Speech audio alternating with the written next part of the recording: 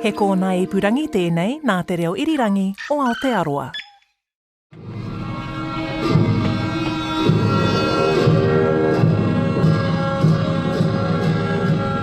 What are the pictures that they're holding up here? What are these pictures that they're holding up here? There are Dalai Lama's picture and Mr. Wang Lecheng and Mr. Xi Jinping's picture. Oh, these are the men who died in the accident. Yes. Figure on that. It's what they want to bring to the parliament. Yeah. Oh, that was what you want. Yeah, I recognise these. These are the flyers and the posters that the men wanted to take to Parliament, weren't they? Yeah. Back in the winter of 2020, 2 carloads of Chinese New Zealanders set off for Wellington. They carried a petition and a message to the government and people of their adopted country. A message telling us all to wake up to the danger of the Chinese Communist Party, the CCP, here in New Zealand. 2 of their friends, prominent anti-CCP activists, 47-year-old Wang Yejun and 48-year-old Si Wei-guo, were killed making the journey from Auckland to Wellington. Both men had taken up jobs as Uber drivers to be able to focus on the cause, and both men left behind family and children and friends.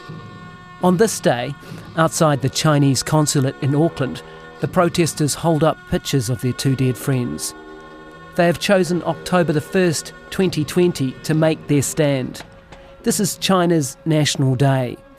On October the 1st, 1949, a new People's Government was declared, making the CCP the only legitimate government of China.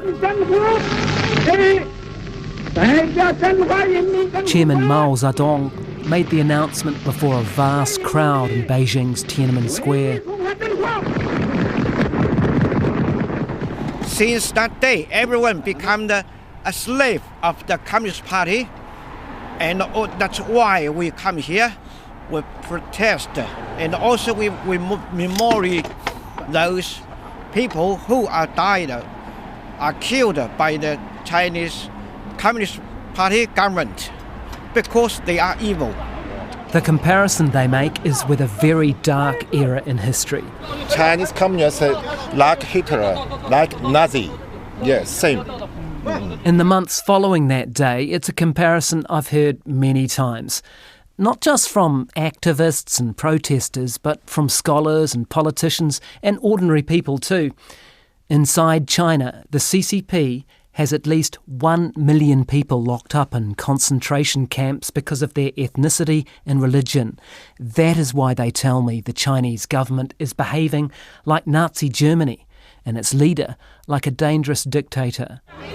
What are you doing here? You're painting over Xi Jinping's face. Yes, Xi Jinping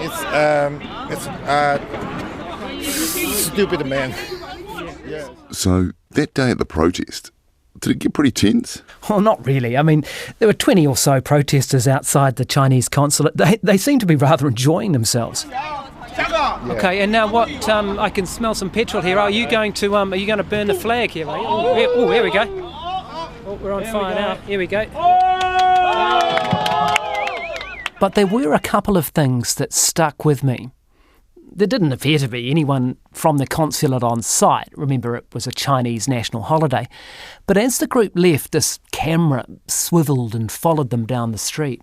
So someone, somewhere was watching. That's kind of creepy, but you can understand keeping an eye on people burning stuff in front of your place. What was the other thing that stuck with you? Well, they were holding up these photos of the 2 men, the 2 Chinese New Zealanders who died. To be honest, I couldn't understand much of what they were saying. But one phrase had a real impact on me: the blood of our friends.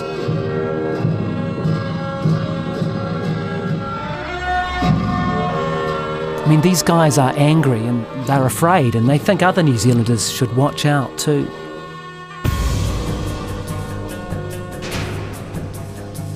Are they paranoid?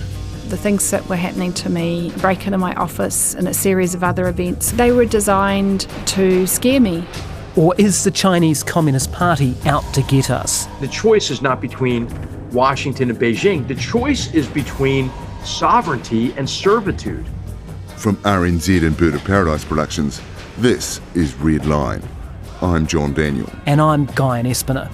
In this four-part series, we're asking, can New Zealand continue to walk the thin red line between what some see as an evil empire? We know that they are slaves. We also know that they're being used to harvest organs. But others see as our greatest economic opportunity and the centre of a new world order. I do have a lot of respect for the things that they're doing. I mean, they have a vision. They are literally going to build a kind of platform from China through to Europe. I lived in China in the early 2000s, and it was a really interesting, exciting era that people thought was beginning in China. And people forget how important this was, but you had the first transition in the leadership that did not occur because the previous guy died. Ziming Mok is a writer, a beautiful writer. She writes fiction and poetry. She writes essays and political commentary. There's a very moving essay she wrote called Letter to a Lost Friend in Xinjiang. You can Google it, it's worth doing. She writes to an old friend she fears may be one of those 1 million-plus people lost in what China calls re-education camps, and others say are concentration camps. In that essay, she also talks about her grandfather, himself a communist, escaping China after finding himself on a death list in the revolutionary training camps. In her bylines, Ziming Mok is often called a New Zealand Chinese writer and social scientist. She was born in Auckland and lives there now, but fondly remembers the excitement and the promise of China in the first years of the new millennium. There was this great explosion of online culture where smart, young, new rising middle-class nerds were playing a kind of cat-and-mouse game with the censorship of the Great Firewall, sometimes winning. It seemed like they could outrun the censors, they could outrun the state. There was this new movement of online activism and freedom of speech that had been absent in the past. And that I think, kind of made everyone think, okay, China's not improving dramatically, but it's not going backwards. Maybe capitalism will lead to democracy for China.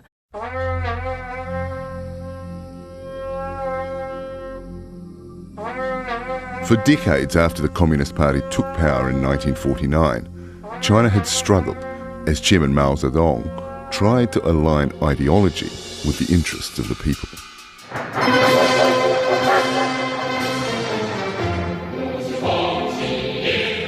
In 1958, 9 years after coming to power, Mao wanted to bring China out of its almost medieval state of underdevelopment.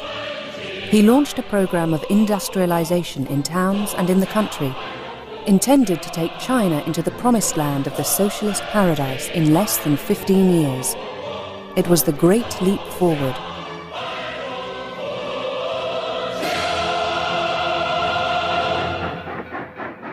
But the crazy dream became a nightmare and dragged 650 million Chinese people into hell.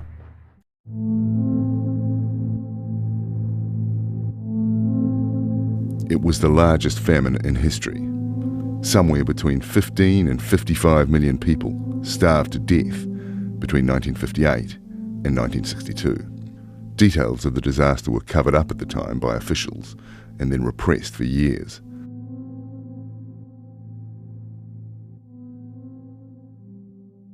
But by the 1980s, China had found an economic formula that started to work. It was known as socialism, with Chinese characteristics. Since then, the World Bank says about 800 million people have been lifted out of poverty. By the early 2000s, China had started to loom large on the New Zealand radar. New wealth in China meant new demand for dairy products and meat and timber, the sort of things New Zealand likes to sell. The relationship got pretty close pretty quick, and we felt kind of special. In 2008, under Labour Prime Minister Helen Clark, New Zealand was the first developed nation to sign a free trade agreement with China. And I think this agreement is going to be looked at very closely by many countries as an indication of what China is prepared to do in an FTA negotiation. It's worth remembering what a big deal that was, economically and diplomatically too. We don't even have one of those trade deals with America. It was one of what became known as New Zealand's 4 firsts with China. We were the first Western country to support China's membership of the World Trade Organization in 1997, the first developed country to recognise China as a market economy in 2004, the first developed country to start negotiating that FTA with China in 2004, and the first to sign one in 2008. The political situation in New Zealand changed shortly after that. After 9 years of a Labour government, New Zealanders have decided they need a change. They've elected National Party leader John Key as Prime Minister. Ladies and gentlemen, today, New Zealand has spoken. But the momentum in the New Zealand-China relationship didn't stall, it accelerated. I became Prime Minister in 2008. I thought that China was one of the big changing trends in the world, like technology has been and AI will be in the future and all that sort of stuff. I just think you look at what are the really big trends that really move things, not the fads, but what are the things that really shift the dial.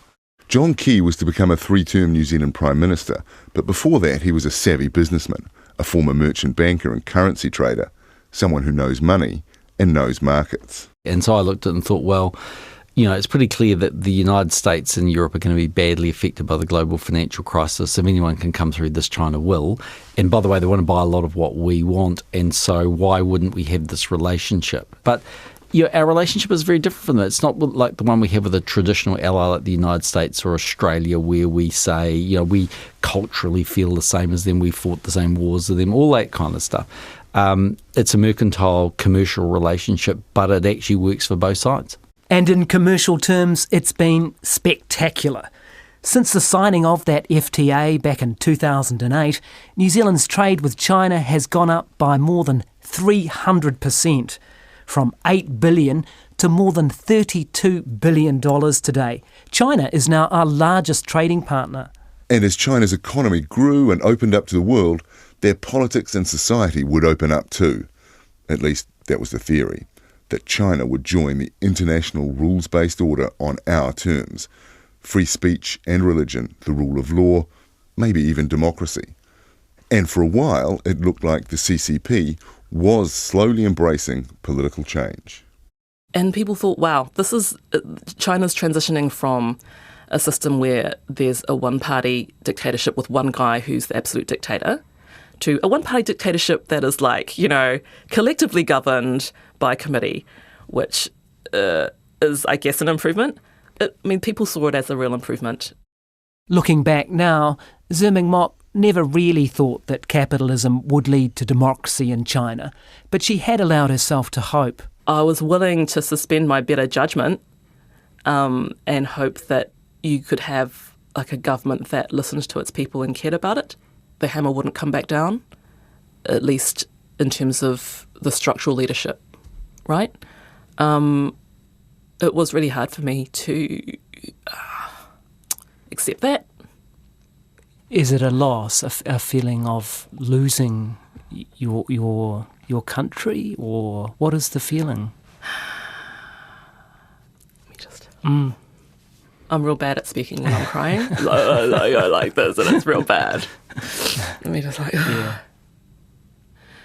At a certain point, I realised that I couldn't stay that invested because it's really just too difficult to have to cognitively cope with all the time that there's been such a dark turn in China, that it is now a country with concentration camps and mass-scale slave labour.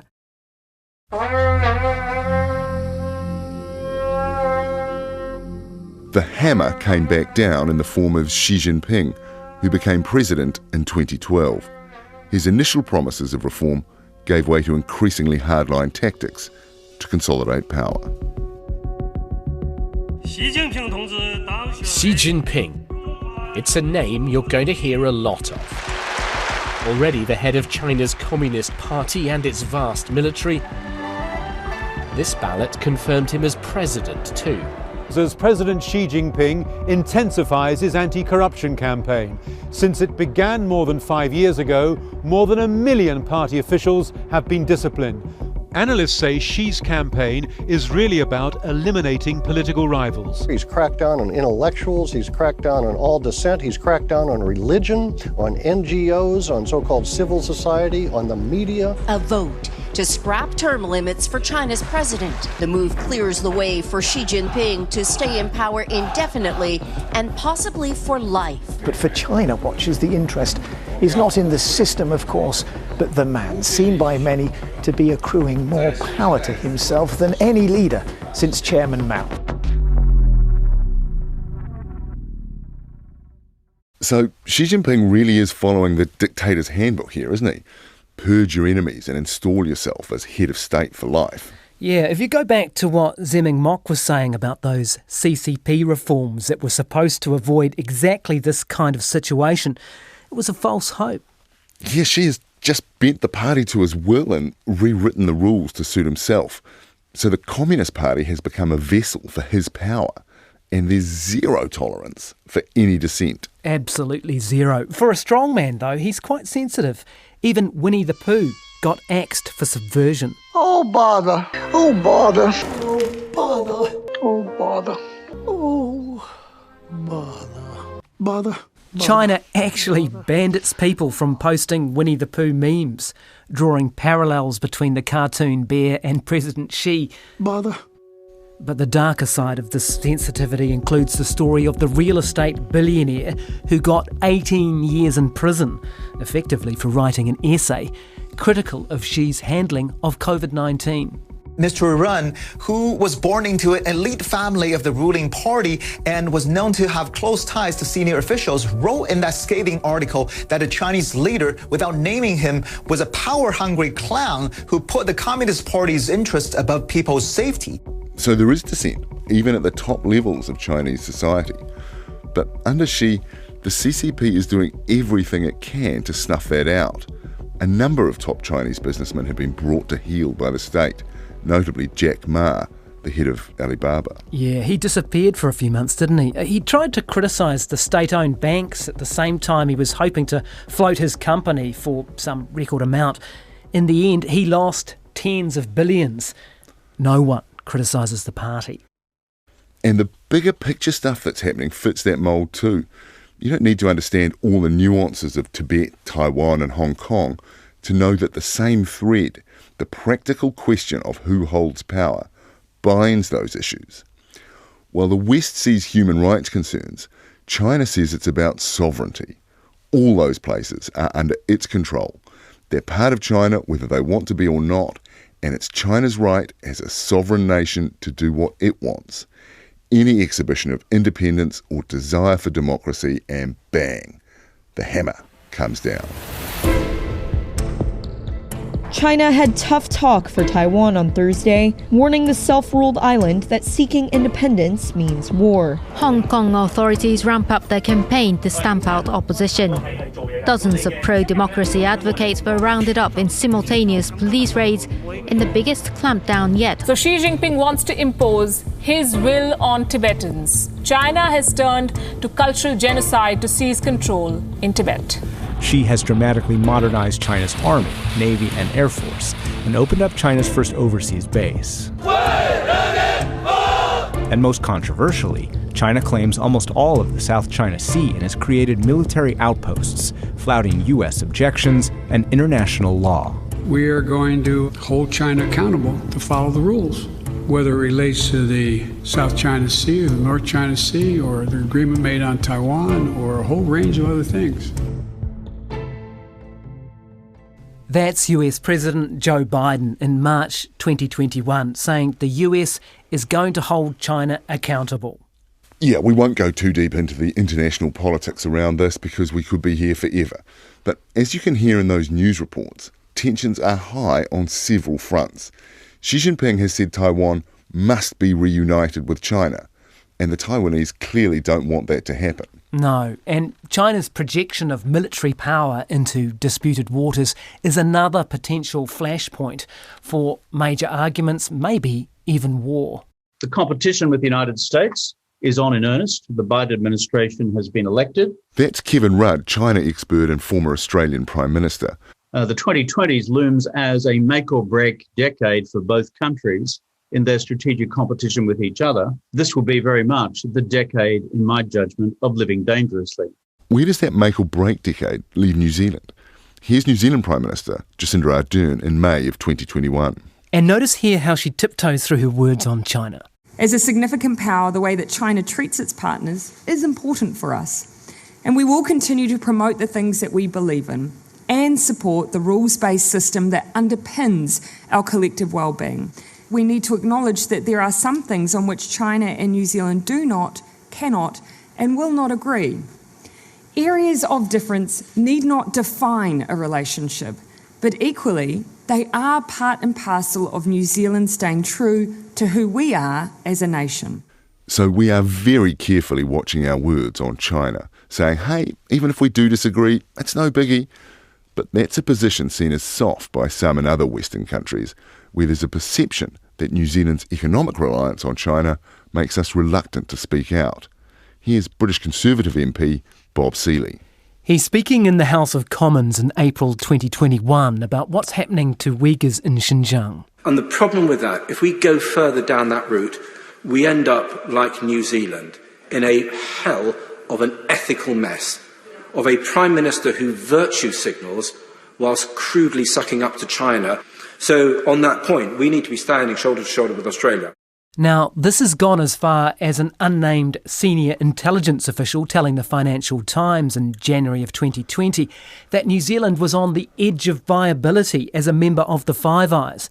That's the intelligence sharing relationship New Zealand's in with Australia, the UK, the US and Canada.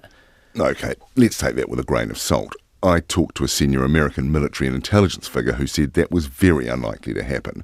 But the point holds.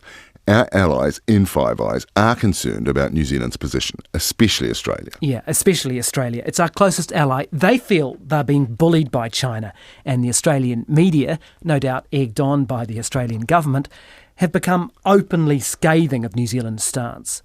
In fact, New Zealand is acting as China's patsy, its useful idiot, its wedge of the West. Because China's not just punishing Australia for resisting this very aggressive dictatorship and showing, the world what happens to its critics. At the same time, and equally publicly, it is rewarding New Zealand for appeasing this dictatorship. It is showing the world what happens, on the other hand, to people who crawl to it. OK, that's just an Aussie TV host, a guy called Andrew Bolt on Sky News. But he's one of many critics. It clearly rankles with Australia that while it is being vocal, bravely standing up to China, New Zealand is largely staying silent. And that silence seems to have been rewarded by Beijing. Early in 2021, New Zealand's free trade agreement with China was improved and upgraded.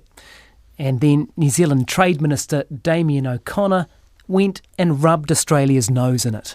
Look, I can't speak for Australia in the way it runs its diplomatic relationships, but clearly, if they were to, follow us and show respect, I guess a little more diplomacy from time to time and be cautious with wording, then they too hopefully could be in a similar situation. That created another hostile reaction from Australia, and Damien O'Connor walked back his comments. That's the phrase politicians use when they've dropped a real clanger. Yeah, misjudged, no question. The risk for New Zealand here is going along with what looks a lot like a divide and rule strategy from China, where we get played off against our closest ally.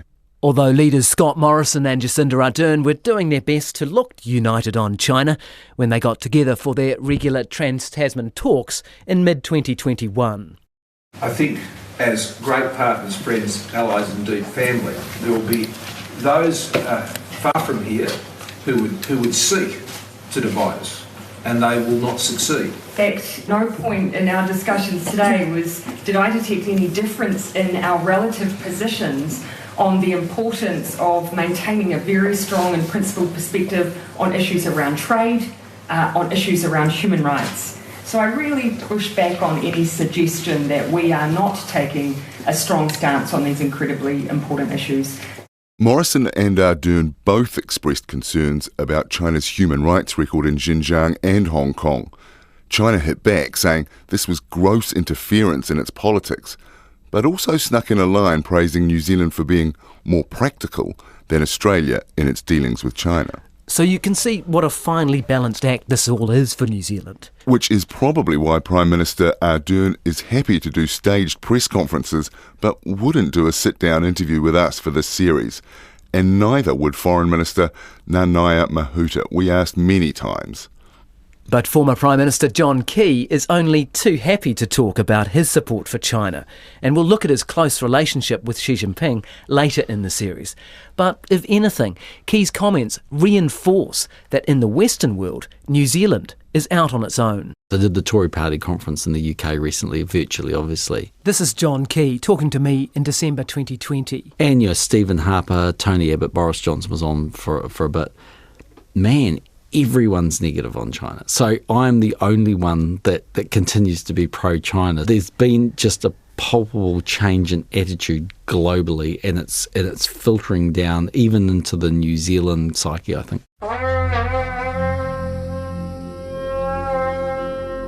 In the psyche of Chinese New Zealanders living here, there's something far more profound at work. The diaspora population here is more than 200,000 people. But Xi Jinping and the CCP, they think they own those people too, here in our country. That's not a theory, it's CCP policy. Here's Tsiming Mok again. It's out there for everyone to see. It's on the website. It's in the legislation of the government. They think that we belong to them, the entire diaspora. They have a policy that kind of sees the entire Chinese diaspora as part of their purview. Right, as people whose thoughts they should try to align, for the benefit of the motherland, and it's explicit, right? Take a second to get your head around that, because it is extraordinary.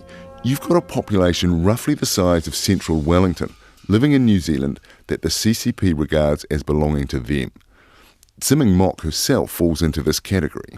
China's not technically my country, even though the government thinks of me as belonging to them because I'm ethnically Chinese. She says that doesn't necessarily match the on-the-ground reality of being Chinese in New Zealand. And it's kind of laughable, though, to us as people out here in the diaspora, for a lot of us, because there's obviously a big gap between what the government is trying to achieve, that is what the Chinese government is trying to achieve, and what it can realistically achieve. But she says the CCP has begun to have some success. I think that it has probably achieved quite a lot in terms of setting up certain institutions, setting up certain levers of influence. Having started the process, they're unlikely to stop. And part of advancing the agenda of the CCP involves silencing dissent, even though we're talking about people who live here in New Zealand. Hello. Hello. Hi. Hi. Hi, I'm Guyon. Hi, Johnson. Hi. I'm David. Hi, David. How are you?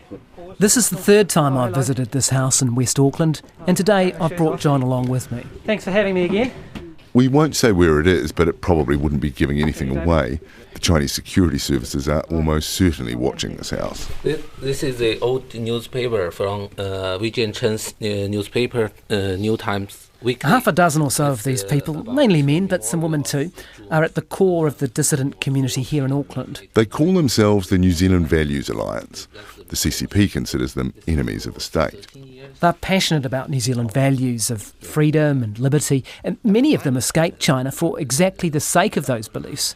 These are ordinary New Zealanders standing up to extraordinary power. I'm do the James mowing for the lawn mowing. That's my job. That's David Ding. You heard his voice at the start of this episode. He was one of the protesters outside the Chinese consulate in Auckland. David came to New Zealand in 2002. He's the local representative for a non-profit organisation of Chinese writers, although as he's raised 3 children here, and writing isn't always the easiest way to support a family, he's had gigs at Pizza Hut and as a cleaner.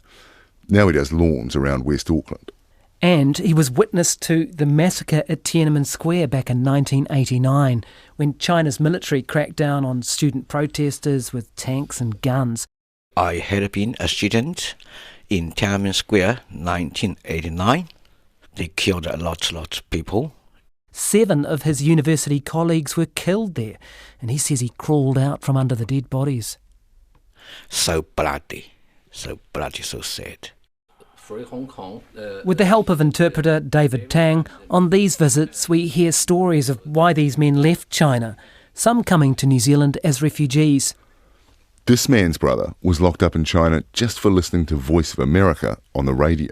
His elder brother was sentenced to 3 years in the prison for this reason, and because of this, the whole family was dishonored in the village, and nobody wanted to talk to them. They want to know the information about them, and they came to New Zealand to escape this. But when they exercise their political freedoms by, say, protesting China's suppression of democracy in Hong Kong, the hammer reaches out, all the way from Beijing. Last year, when the Hong Kong issue came out, each time they will send people, especially the overseas students in Auckland University, they came to the site and tried to harass us and even beat the Hong Kong protesters. Student Wesley Chen tells us that he's denied what the rest of us would consider a fundamental right of living in New Zealand. In New Zealand, we don't have an environment to make our free speech. They say even community events are monitored by CCP spies. Almost every time when we held an activity outside in the public area, we can find some familiar face watching us and taking pictures. Yeah, we don't know who sends them there. That hasn't stopped Wesley Chen protesting, though. I see him at other rallies.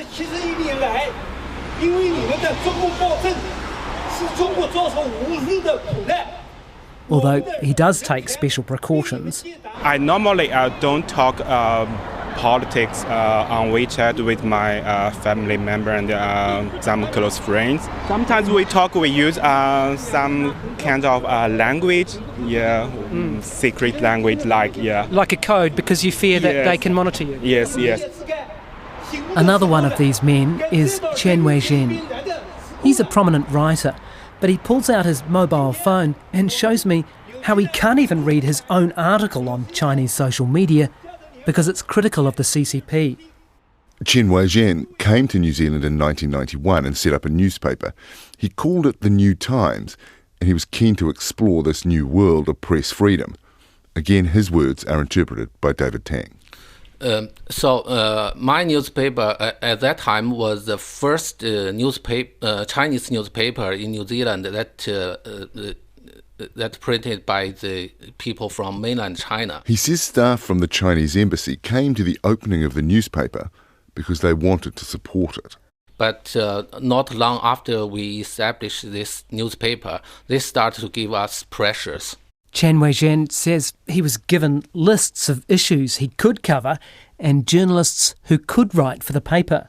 They want my newspaper to talk for the Chinese government. But for him, the whole point of coming to New Zealand and setting up a newspaper was to be able to publish what he wanted, so he couldn't accept that. He says things came to a head in 2001 after he refused to publish an article from Chinese state media and his newspaper suffered the consequences. The main ways to threaten us is they contact all the Chinese businessmen, enterprises, and warning them, you cannot make advertisement in this newspaper. All the business who related to the mainland China, we lost them. Now that story didn't end there. According to Chen Wei-zhen, he was then tied up in aggressive legal action that lasted for years, and eventually the newspaper folded. Meanwhile, another newspaper was on the rise, the Chinese Herald. The Herald Chinese version it's just like a People's Daily in New Zealand. And that's not a compliment. The People's Daily is the official newspaper of the Chinese Communist Party. The Chinese Herald was a joint venture with the New Zealand Herald's parent company, NZME. it has attracted controversy for self-censoring articles translated from the English version to avoid offending the CCP. In 2019, NZME's stake was sold to the Chinese Herald. That was after articles, particularly from Newsroom's Laura Walters, reported the Chinese Herald was under the supervision and control of the CCP. The Chinese Herald refused to talk to us for this series. And we wanted to talk to the Chinese embassy about these claims of interference in Chen Wei-zhen's paper, but they wouldn't do an interview with us, so we weren't able to do that.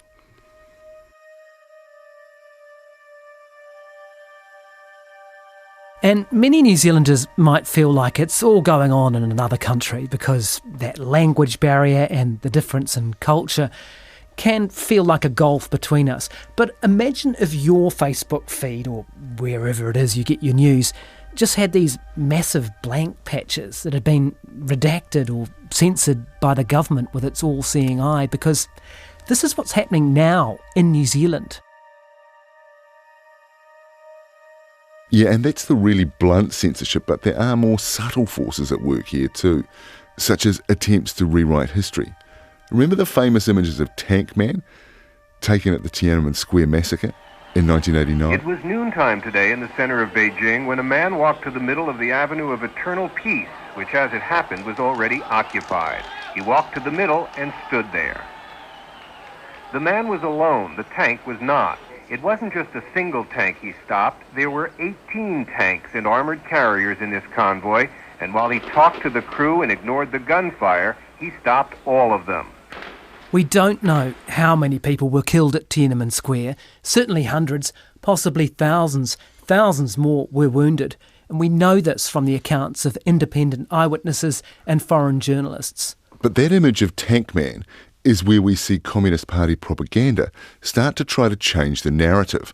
While the West sees it as proof of one individual's incredible courage in the face of overwhelming force, the Chinese state broadcaster uses it as evidence of the restraint of the military and proof the massacre has been exaggerated by Western media. And this argument continues to resonate right up until the present day.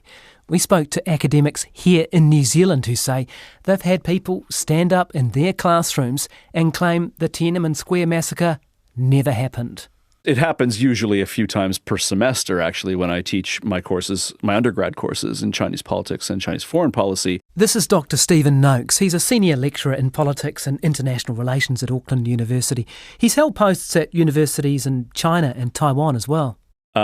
Someone will come forward and say that the Tiananmen Tank Man video or photo is fake news, that it's a doctored up version propagated by foreign journalists who hate China and want to destroy it. What we now often find is students enrolled in our courses from mainland China are far more nationalistic than was the case when I started teaching at universities 12 to 15 years ago. I expect that is in large part state-led. So, in other words, this doesn't just happen. It's a direct result of CCP propaganda. Yeah, in the course of researching this series, we spoke with one Chinese-born New Zealander in her mid-30s who described many of her generation as brainwashed. She was a young girl when the Tiananmen Square massacre happened in 1989, but she didn't find out about it until she was in her 20s. There is a renewed focus in China on national pride. It's an explicit pillar of Xi Jinping's leadership. And that emphasis, that focus, trickles down from the state and party leadership to those who come up through Chinese education systems. And then they arrive on our doorstep one day. And Stephen Noakes says this CCP-led activity at universities goes as far as spies gathering intelligence in his classroom. It certainly looks that way to me. Yeah, there was someone I did not recognize in the room, and that person was pointing a phone around and taking pictures of the slides and so forth, and it made me incredibly uncomfortable. And I followed it up afterwards, and I've not seen that person again. This sort of thing is quite common overseas, and it's commonly called out. The Chinese Communist Party is poisoning the well of our higher education institutions for its own ends. If we don't educate ourselves, if we're not honest about what's taking place, we'll get schooled by Beijing.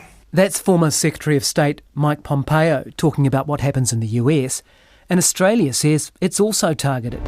Tonight on Four Corners, we investigate the infiltration of Australia's universities by the Chinese Communist Party through questionable funding deals, student activism and research collaborations that are raising red flags. We reveal New Zealand, though, has either been reluctant to speak out on these issues or it's been ignorant of them. Chinese New Zealanders, worried about the creeping influence of the CCP, decided they needed to get the government here to wake up. In July 2020, a group of them set out to drive from Auckland to Wellington to deliver a message to the Beehive. David Tang translates.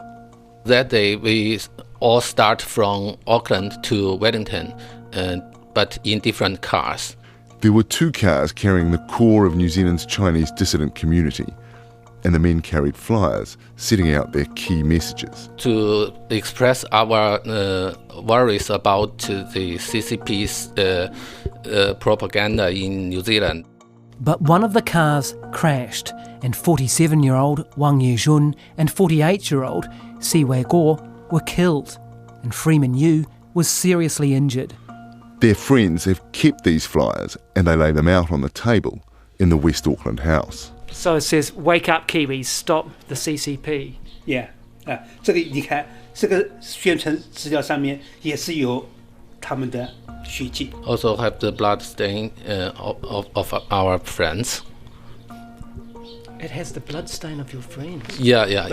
bloody， 都是 bloody。 All this blood. bloody. Is that really their blood? Yeah. Wow. Because all these flyers, all these printings were in their car, and these are the flyers we got from the accident cars. So these flyers have the blood of your dead friends? That's right. The 2 men died, and the injured man had to learn to walk again. What happened? Was Mr. Freeman and his colleagues specifically travelling at the time of the accident, seeking to question the Communist Party's activities in New Zealand? Yes, they were on their way here. And was it more than an accident? The fact that that was an instant response of the people in that community shows how vulnerable they feel, how unsafe they feel. That's next time on Redline.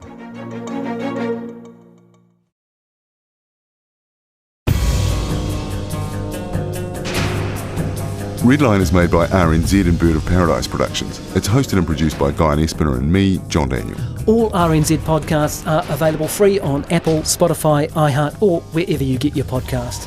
And that includes our other series, The Service, which investigates New Zealand's spy agency, the SIS, during the Cold War, and the previously untold story of a raid on the Czechoslovakian embassy in the 1980s. Our thanks to all the people who spoke to us for this series and were so generous with their time and insights, especially the Chinese dissident community in New Zealand. The sound engineer on Redline is Blair Stagpole. Producer and studio director is Justin Gregory, and our executive producers are Veronica Schmidt and Tim Watkin.